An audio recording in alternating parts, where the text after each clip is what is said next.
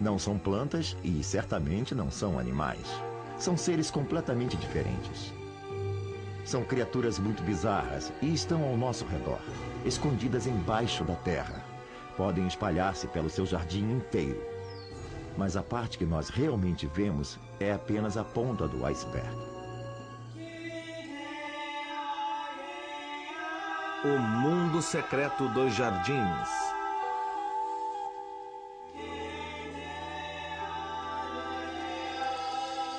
Fungos.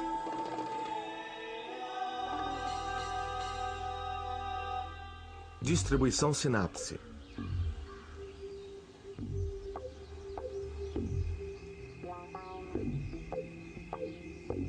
Os fungos são um grupo interessante de organismos. As pessoas costumam pensar que são plantas, mas na realidade eles não são. Eles possuem seu próprio reino, o reino dos fungos, e o que os distingue totalmente das plantas é que eles não possuem clorofila. Isso significa que fungos não são capazes de fazer o que as plantas fazem, captar e produzir a própria energia a partir da luz do sol. Ao invés disso, eles têm que fazer como fazem os animais, capturar essa energia de algum outro ser. Eles possuem algumas estruturas que os fazem parecer com as plantas. Costumam ser associados ao solo e crescem na terra ou em árvores, assim como elas. E é claro, eles possuem partes que se parecem com raízes nascidas da base do corpo frutífero, o cogumelo. Mas na verdade não são raízes, não há equivalência entre o talo de um cogumelo e o tronco de uma árvore. Os fungos podem ser organismos imensos que podem se espalhar por muitos lugares, vivendo sob o solo. E a parte que nós vemos, o cogumelo, é só uma minúscula parte dessa enorme criatura. Muitos desses fungos vão se estender pelo solo numa rede de células microscópicas em forma de filamentos chamadas hifas. São essas células que absorvem os nutrientes do solo. Então, quando é a época da reprodução, como um grande arbusto produz algumas pequenas flores para distribuir o pólen, esta enorme estrutura de fungos enterrados para disseminar seus esporos gera umas pequenas estruturas temporárias chamadas cogumelos. Um dos grandes charmes de um jardim na primavera é aquele cheiro penetrante de terra que é exalado. Muitos desses odores são resultado da decomposição de matéria orgânica pelos fungos. Quando você olha para o solo, ele parece imaculado, mas na verdade está repleto de fungos. Muito disso não pode ser visto sem o auxílio de um microscópio ou algum outro aparelho, mas é essa atividade dos fungos que é responsável por grande parte da produtividade do jardim durante o resto da estação.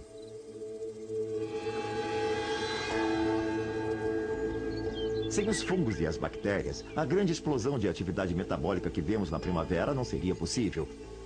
Porque são esses organismos microscópicos espalhados por todo o seu jardim que fazem o trabalho de decompor a matéria orgânica morta e levar de volta os nutrientes para o solo.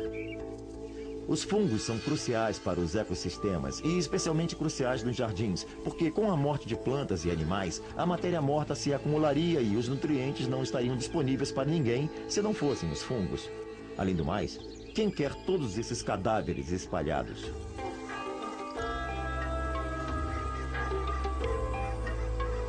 Se você olhar para um mamífero, uma ave ou qualquer animal que tenha morrido, poderá observar um processo feito em etapas. Você vai ver que um animal maior vai se aproximar e cortar o cadáver em pedaços. Criaturas menores chegarão em seguida e cortarão aqueles pedaços em outros ainda menores. Diferentes tipos de insetos e animais, como centopeias, minhocas e outros do mesmo porte, poderão ingerir essas pequenas partes e quebrá-las em pedacinhos minúsculos. Finalmente, os pedaços mínimos ficam agora mais acessíveis a seres como bactérias e fungos. Esses dois grupos de organismos fazem o término do processo. Quando um animal morre, ele é rapidamente incorporado às plantas do local. Portanto, os fungos são excelentes agentes de reciclagem.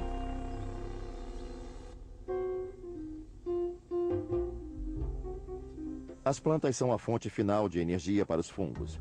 Em outras palavras, as plantas coletam a energia do sol e criam moléculas orgânicas, usando o dióxido de carbono do ar. Quando o sol começa a se pôr, claro que o processo de fotossíntese se interrompe. Os fungos, diferentemente das plantas, não precisam da luz do sol como fonte de energia. Eles absorvem toda a energia de que precisam, digerindo matéria orgânica, o que significa que a noite é tão boa quanto qualquer outra hora para os fungos fazerem o que têm que fazer.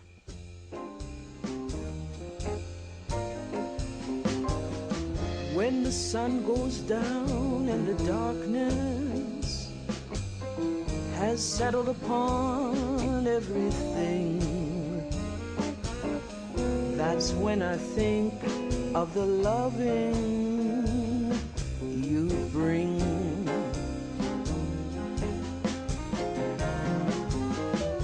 Nighttime, they say, is the right time. I say I surely agree. So send all your passionate kisses to me.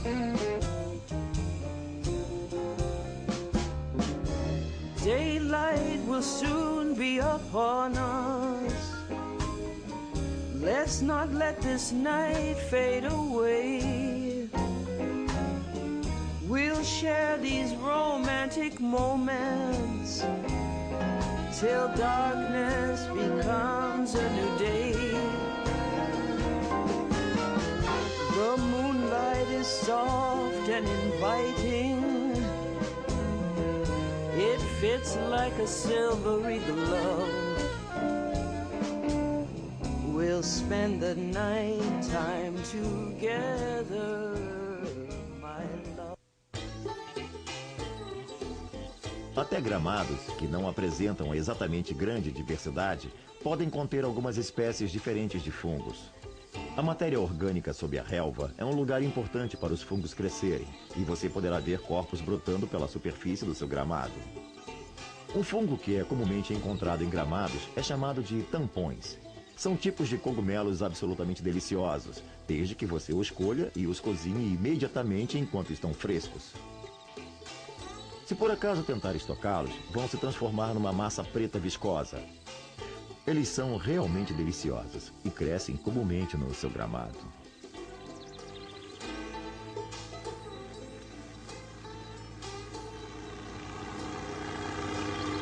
Mas o gramado pode ser constantemente aparado. Não é de fato o melhor lugar para um cogumelo se desenvolver, porque, em geral, eles não duram muito tempo.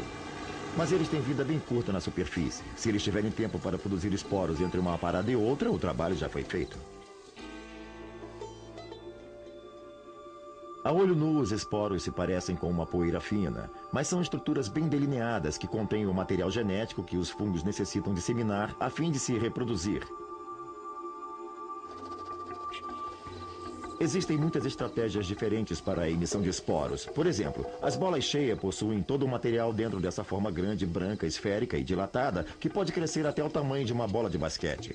Quando a bola cheia amadurece, basta apenas algum tipo de contato, que pode ser a pisadela de um animal, por exemplo, que uma profusão de esporos é lançada e eles ficam livres aos milhões. Os fungos estrelas são tipos de cogumelos que possuem uma forma meio estranha de liberar os seus esporos. Eles possuem pequenos furos no topo e, se alguma coisa cair neles, mesmo que seja uma gota d'água, emitem uma pequena lufada que lembra uma fumaça saindo de uma chaminé.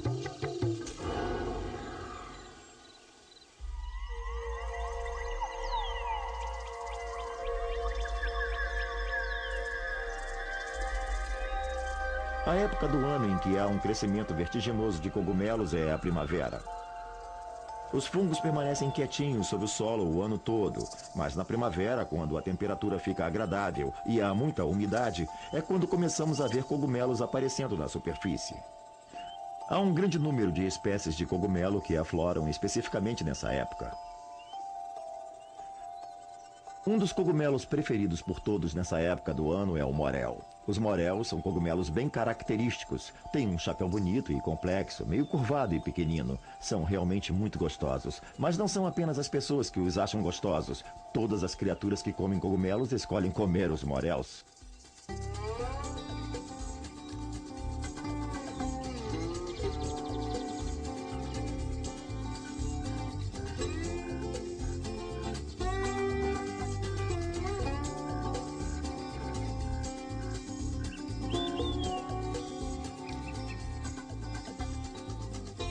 A condição climática de que os cogumelos gostam, frio e umidade, são também ideais para lesmas e caracóis. E, em geral, você vai encontrar lesmas se refestelando numa refeição de cogumelos.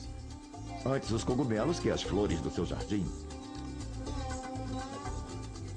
Mas elas não comem apenas os moréus. Qualquer cogumelo que não seja altamente tóxico será um chamariz para as criaturas que estejam atrás de um lanche rápido. E há uma grande chance de você encontrar um elenco variado se deleitando com qualquer cogumelo disponível. Somente algumas criaturas se especializaram neles, especialmente insetos que possuem ciclo de vida curto e que são bem pequenos. Em resumo, o fato de os cogumelos serem razoavelmente efêmeros, de não durarem muito, é uma verdade, pois eles possuem ciclos muito rápidos. Algumas mosquinhas e mosquitos de fungo podem ser capazes de se alimentar deles mesmo assim. Além de comê-los, o mosquito de fungo também desova em cogumelos, geralmente nas brânquias, em que existem muitas ranhuras e fissuras, onde um ovo pode ficar escondido. E um cogumelo pequeno pode ficar coberto por centenas e centenas de ovos.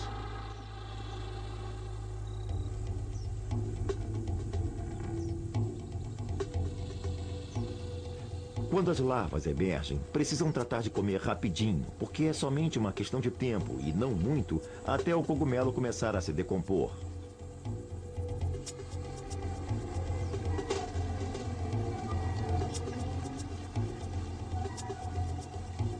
Quando então, muitas dessas larvas deixam o cogumelo e entram em alguma cavidade do solo para encontrar por ali um lugar seguro para virar pulpa e adulto.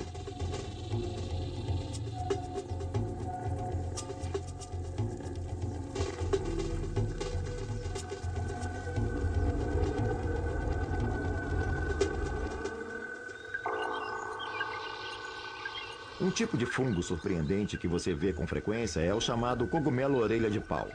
Ele se parece exatamente com prateleiras fincadas na lateral de uma árvore. Esses fungos ficam digerindo a celulose que constitui a árvore, o que é bastante conveniente para muitos insetos que são incapazes de digerir a celulose, mas que querem aproveitar depois que os fungos já transformaram a celulose em açúcares mais simples.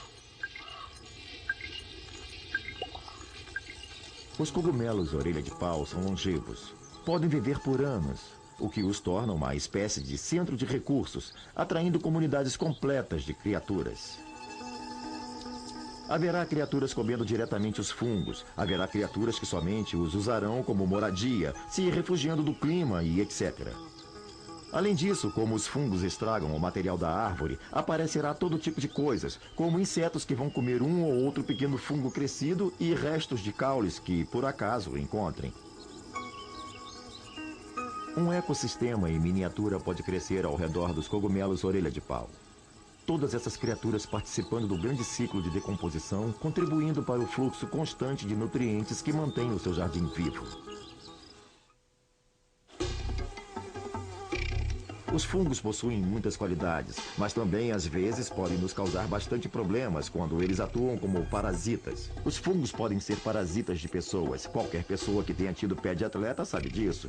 Mas é importante que jardineiros saibam que existem alguns tipos de doenças que são causadas pelos fungos. É bem comum você ver coisas como pontos pretos ou furos de bala, que é quando surgem esses pequenos furos com áreas pretas. Ou podem surgir fungos cor de ferrugem em vários tipos de plantas. Essas oxidações podem significar doenças muito sérias. Por exemplo, o tipo de fungo que ataca as malvas rosas se instala no final do crescimento delas e permanece por pelo menos 1 ano ou 2. Quando os fungos de oxidação se estabelecem, surgem esporos por toda a área, apenas aguardando a cada ano novas malvas rosas para infectá-las. Então você não terá escolha, a não ser remover as malvas rosas, plantando algo diferente e esperando alguns anos. Essa é uma daquelas batalhas que você realmente nunca vence. Outro bom exemplo é a ferrugem branca de bolha do pinho. Quando você olha para um pinheiro infectado, você vê uns talos profundos no tronco por onde a seiva vai escoar. Ali já haverá uma boa parte de tecido condutivo morto.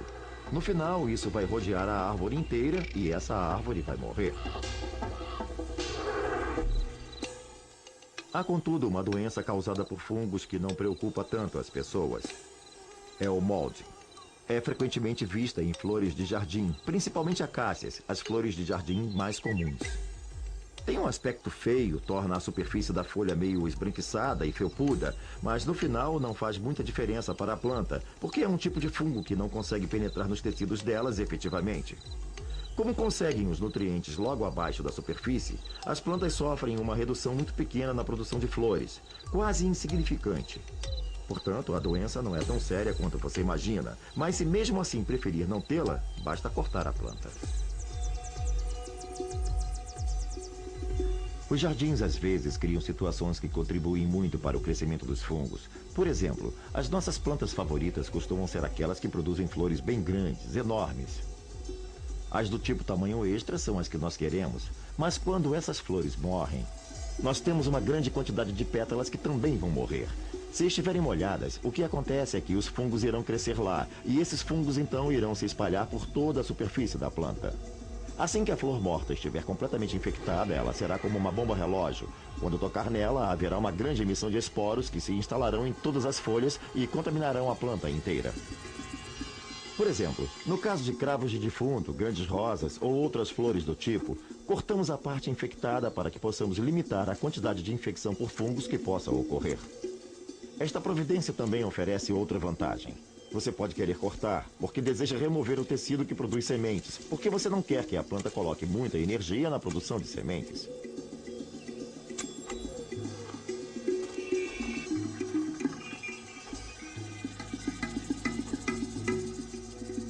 Às vezes pode ser mais fácil fungos atacarem as plantas se tiverem a ajuda de alguma outra criatura. Por exemplo, quando um inseto danifica o tecido de uma planta, sempre cria uma oportunidade para a invasão de fungos. Outro exemplo, quando aparecem coisas como joaninhas e outros besouros que fazem pequenos furos, a hifa pode crescer nesse tecido indefeso. Não só os insetos podem se contaminar com essas infecções ao se moverem de uma planta para outra, como podem funcionar como agulhas hipodérmicas infectadas, espalhando doenças. Outro problema muito sério, principalmente para as árvores, é quando você tem besouros que podem se alimentar perfurando as partes de madeira da árvore. Por exemplo, gafanhotos perfuradores, ou besouros de antenas longas, ou abelhas do elme holandês, todas essas criaturas são fontes por onde as larvas podem fazer seu serviço até o tecido da árvore. Depois de construírem canais e os esporos de fungos penetrarem nesses canais, eles podem crescer e se espalhar pelo tecido todo, até porque a árvore agora está indefesa. E essas doenças podem ter efeitos devastadores. A doença do elme holandês é bem conhecida e há também a doença da castanheira, que quase exterminou as castanhas na América do Norte. Todas essas doenças são infecções por fungos introduzidas nas árvores por besouros.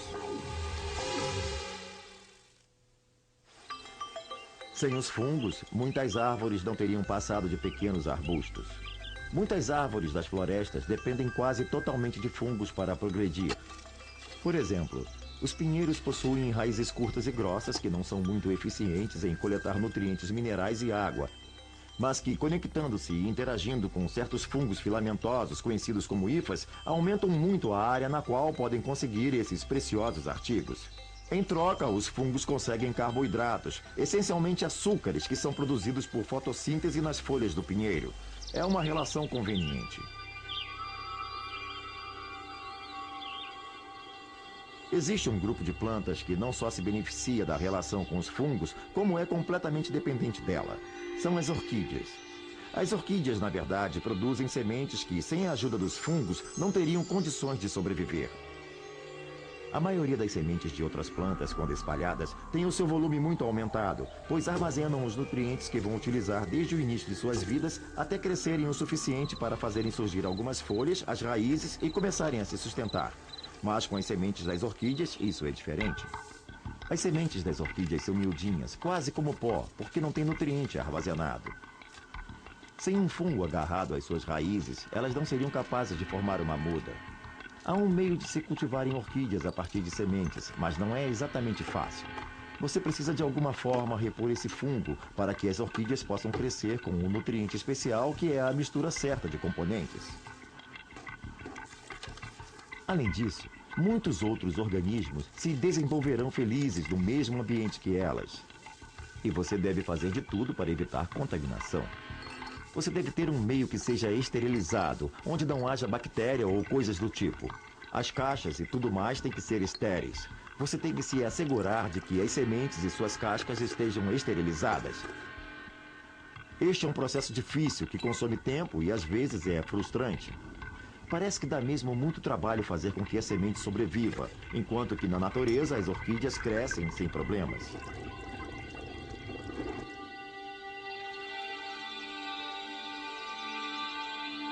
As orquídeas são muito difundidas, um grupo enorme de plantas que, se não for o primeiro, é o segundo maior grupo de plantas florescentes no planeta. Existem pelo menos 30 mil diferentes espécies. E elas não crescem somente nos trópicos, nem apenas nos galhos das árvores, mas também em partes do mundo de temperatura baixa. Por exemplo, a Península Bruce é um afloramento rochoso que se estende até os grandes lagos, onde cresce uma espécie bem diferente de orquídea. Elas são plantas muito bonitas, mas você não conseguirá transplantá-las com sucesso para o seu jardim, porque o seu jardim não terá os fungos dos quais elas dependem. E elas não podem ser plantadas em estufas, como você faria com uma planta tropical, porque elas precisam do inverno.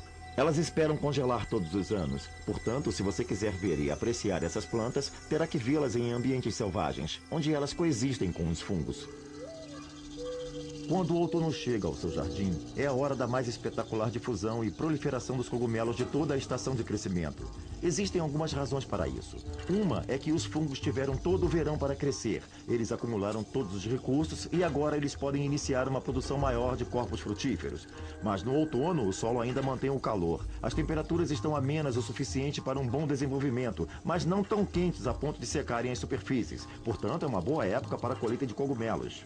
Se você tiver tido bastante umidade e um outono ameno, o solo estará literalmente coberto por cogumelos. Pode ser uma surpresa agradável num jardim de outono, quando tudo está morrendo, encontrar alguma coisa crescendo tão vigorosamente e saber que sob o solo, isso está ajudando a prepará-lo para as plantas do próximo ano.